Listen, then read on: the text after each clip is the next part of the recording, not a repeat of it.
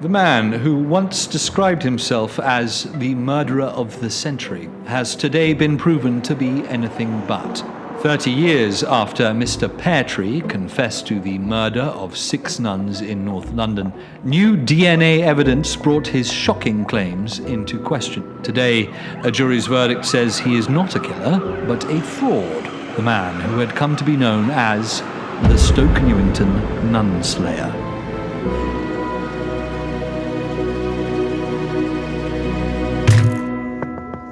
Sorry to ask again, Mrs. Peartree, just a couple of questions. I'm trying to do you a favour here, love. You've got to give us something. Miss? Miss? She's a cow. Oh, Becky, that's him coming out now. That's him coming out now, Becky. Mr. Peartree? Mr. Peartree, have you got anything you'd like to say to the families of the victims? Obviously, it wasn't very nice what you did, was it?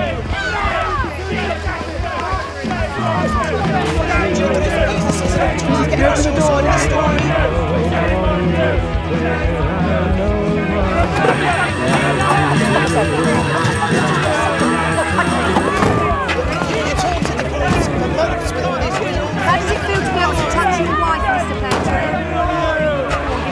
Go on.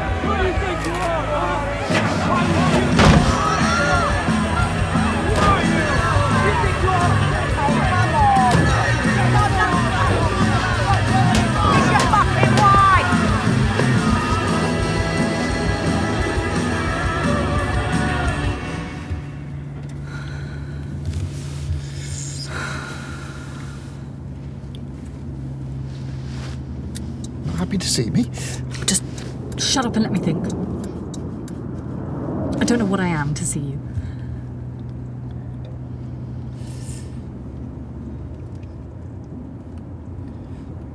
Oh, did you get the, Yeah, it's in the glove box.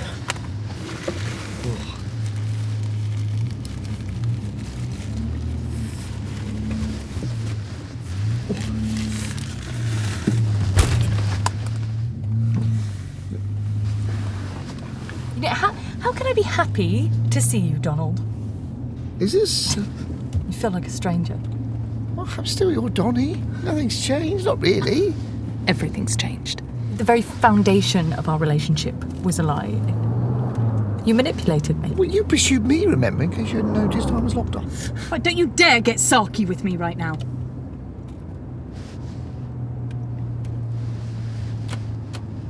I used her mons pubis as a scouring pad. It was surprisingly effective. The haunting confession of Donald Peartree there.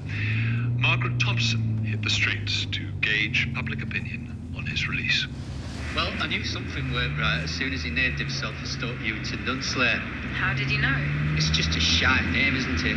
It's not very scary. Just get that thing away from me, Donald. It's disgusting. You don't call me Donald. It's always been Donny for you. Oh, really? I thought I married the Stoke Newington Nun Slayer. I married a worm. A little worm who wears knitted cardigans. Jesus. It's a sweater vest. They told me you weren't capable, and I defended you. Because you told me things that only I knew. Thought I was special. I was so young, I was so naive. I can't believe that I wasted my sexual prime waiting for you. Waiting for me? I was never supposed to come out. Don't be so pedantic, you know what I mean. You know, I'm not the liar here. Oh. What was that? Nothing. Well, it's not nothing. You just scoffed. You just did a little scoff. No, it wasn't. Yes, you did. Right. Come on, then. Let me hear it. Sorry, when have I ever lied to you?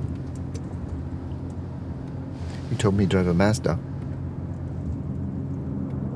You told me that you ate Sister Catherine's toes on Blaney's. Yeah. You told me that Darling, Sister Marguerite's the road. tongue tasted like Werther's Originals. You know what, with every letter I fell further and further in love Darling, with you. you're driving. And now those memories that I cherished are tainted by some cowardly little man who could only dream of eating Sister Gertrude's Lady Tunnel.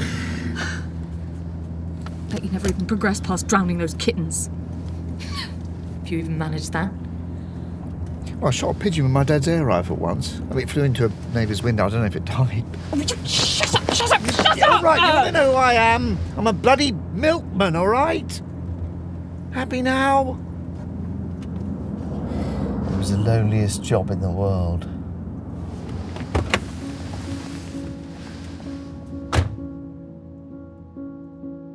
The 70s were relentless. I had no one. Just the constant clattering of bottles for company.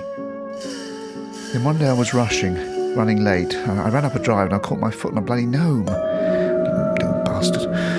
It was just as some bloke was leaving his house. The bottle went flying up in the air for what seemed like an eternity. Then it smashed. Right in front of him. His shins were covered in milk. He was so cross, he grabbed the glass and held it to my neck. He called me a scrotum, said I had the simplest job in the world, and I managed to fuck that up. So I went home and I got my mum's gardening shears. I went back and looked through the window, and there he was, watching the news. I wanted him to fear me, to know I was somebody, but not like this. Even if I had killed him, he wouldn't be there to see who I could really be. And then there it was on the telly. 6 nuns are missing in the Stoke Newington area, whereabouts unknown, incidents being treated with suspicion, blah, blah, blah. So I took the tale for myself. A killer with God as his enemy, and once I started, I couldn't stop. The lies went on, and the fame was addictive. But it doesn't last. Not forever. And 20 years go by and a young girl comes to visit me and she looks at me like I'm Father Christmas and she wants to know everything. Like if you can really bite through a finger like a carrot and what it sounds like to tear away someone's skin. Like peeling an orange. And to make it all worse, I'd fallen in love with her. It doesn't change the fact that you lied to me, Donnie. I know. And I'm so... What are those boxes? They're your things. What things? I don't have any things. No, they're not yours. They are you. Newspapers, books, letters. They're suffocating me. I gave you this shiv on our wedding day. It was a gift. Yeah, it has to go. All of it. Where? With you. I'm taking you to a hotel, Donnie. What, we're not going home? No, it's my home. Okay, not yours. This was never how it was supposed to be. Okay, you were behind the glass, and I loved you that way. What did you think, that I was going to be taking you to my nephew's birthday party and we go off to family holidays in the Algarve? I mean, come on, be real, Donnie. But I'm not a killer, Ophelia. Yes, exactly. You're a nobody. Sorry, I'm just upset. I paid for a hotel for a few days. Then you're on your own. Ophelia, please. 9 years doesn't just go away.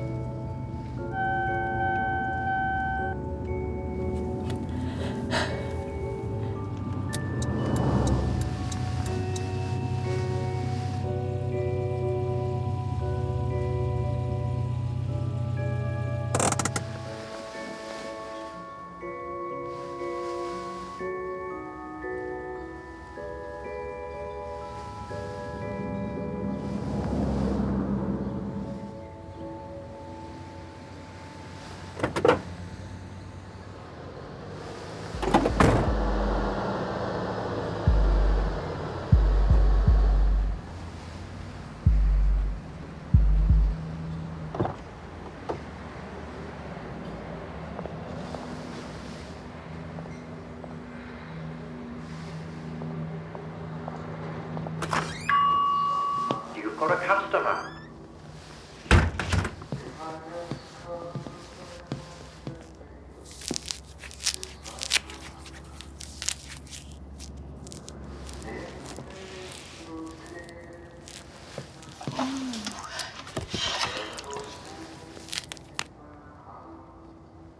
You're right.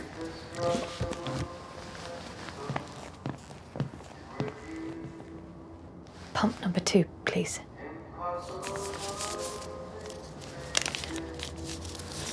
Two flumps a pound? Okay. There you go.